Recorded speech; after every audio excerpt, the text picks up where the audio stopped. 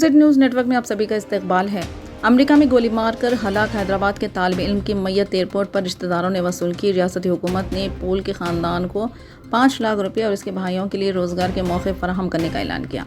हैदराबाद के दलित तालिब इल्म पॉल चंद्रशेखर की मैयत को इसके भाइयों राजकिरण और दामोदर ने हफ्ता 11 अक्टूबर को राजीव गांधी बैनुल अक़वामी हवाई अड्डे पर वसूल किया।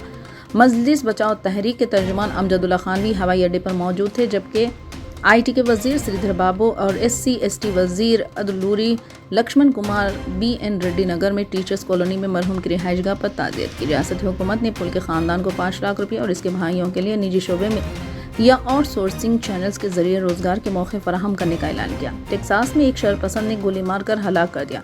28 साल पोल चंद्रशेखर को 4 अक्टूबर को फोर्ट वर्थ के एक गैस स्टेशन पर एक मुश्तबा शख्स ने गोली मारकर हलाक कर दिया था, जिसकी शनाख्त रिचर्ड फ्लोर्स के नाम से हुई थी। वो गैस स्टेशन पर पार्ट टाइम शिफ्ट के तौर पर काम करता था। फायरिंग के बाद फ्लोर्स ने किसी को जख्मी किए बगैर 1 मील दूर दूसरी गाड़ी पर फायरिंग की और बाद में मेडो ब्रुक ड्राइव पर करीबी रिहाइशगाह में दाखिल होने की कोशिश करते हुए एक गेट से टकरा गया। अफसरान ने कुछ देर बाद इसे गिरफ्तार कर लिया और इसकी गाड़ी से एक आतिशी असलाह बरामद कर लिया।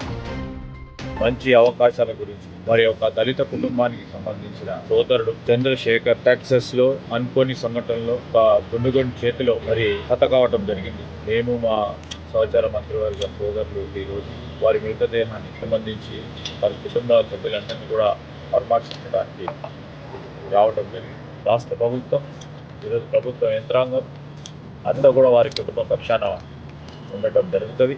ఆ క్రమంలో కూడా అనుకోని సంఘటన దుర్ఘటన హంతకులతోని చంపబడ్డ మరి సోదరుడికి సంబంధించిన కుటుంబాన్ని ఆదుకోవాలి అని ముఖ్యమంత్రి గారు మరి వారి కుటుంబానికి 5 లక్షల రూపాయల ఎక్స్గ్రేషన్ ప్రభుత్వం తరఫున ప్రకటించడం. దానికి తోడు వారి ఇద్దరు అన్నలు కూడా బాగా చదువుతున్న వ్యక్తులు, వారికి కూడా మరి ప్రైవేటు ఉద్యోగాల విషయంలో వెంటనే చేసే కార్యక్రమంతో పాటు ప్రభుత్వ పరంగా కూడా మేము వారి అందరినీ కూడా ఆదుకుంటామని మరి మీ ద్వారా మరి వారి కుటుంబ సభ్యులకు కూడా తెలియజేస్తూ ఆ చంద్రశేఖర్ గారి ఆత్మకు శాంతి చేకూరాలని మేము మా ప్రభుత్వం తరఫున ఆ భగవంతుని ప్రార్థిస్తూ మరి కుటుంబ సభ్యులకు సంతాపాన్ని వ్యక్తం చేస్తాం.